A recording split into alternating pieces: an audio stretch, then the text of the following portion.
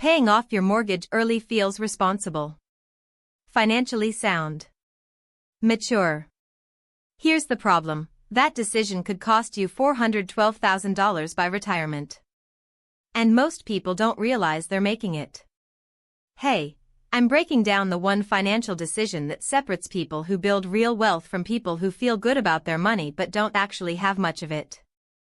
Today we're answering, should you throw extra money at your mortgage or invest it instead? This is not one-size-fits-all advice. We're running actual numbers so you can see which path makes sense for your situation. Let's go. Picture this, you just got a $15,000 bonus. Your mortgage is at 4.2%, pretty standard for 2026. You have two options. Option A, put it toward your principal, knock off years of payments, own your home free and clear faster. Feels amazing, right? Option B, invest it in a diversified index fund. Keep making your regular mortgage payment. Let the investment compound. Here's what most people don't know. The math has completely flipped in the last 5 years. When mortgage rates were 7%, 8%, 9%, paying them off made sense. The return was low, the interest was eating you alive. But today? At 4.2%? That's where it gets interesting. The S&P 500's historical average return is 10% annually. Your mortgage costs 4.2% per year. That 5.8% spread is the entire game. It's not huge, but over 20 years, that spread compounds into something that looks like a rounding error until you see it in dollars. Let me show you the math that changes everything. Say you have $500 extra every month. You're 32 years old. Your mortgage has 23 years left. Scenario A, pay off early. You dump $500 into your mortgage principal monthly.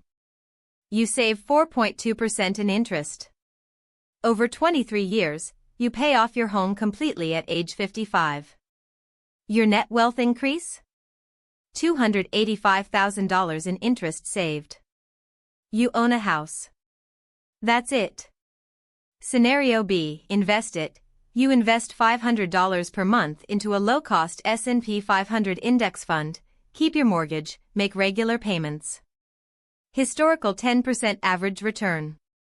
Over 23 years, that $500 per month grows to $687,000. You still own the house, and you own $687,000 in investments. The difference? $402,000. That's before taxes, so realistically closer to $290,000 after long-term capital gains. But here's the kicker, that assumes 10% returns. Even if the market only delivers 8% over that period, a more conservative assumption, you're still ahead by $180,000. You'd have to see market returns below 4.2% to make paying off your mortgage the better move. And if you believe that's the future, you probably shouldn't be investing at all.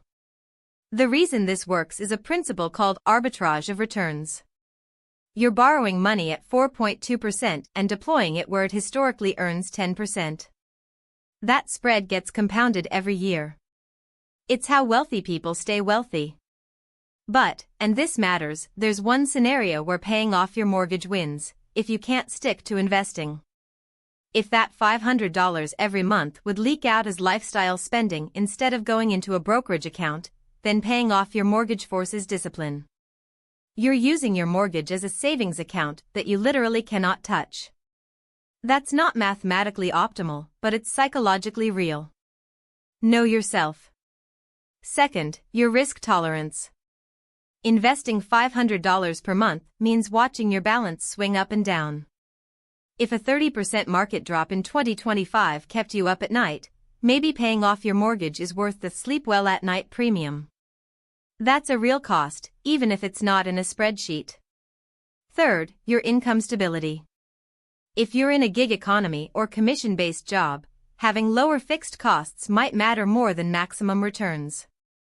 Your mortgage payment gets smaller as a percentage of income if you pay it off. But if you have stable income, can handle volatility, and believe in market returns, which 200 years of data suggest you should. Investing wins every time. Here's your action step. Pull up your mortgage statement. Write down your interest rate. If it's below 5%, the math strongly favors investing.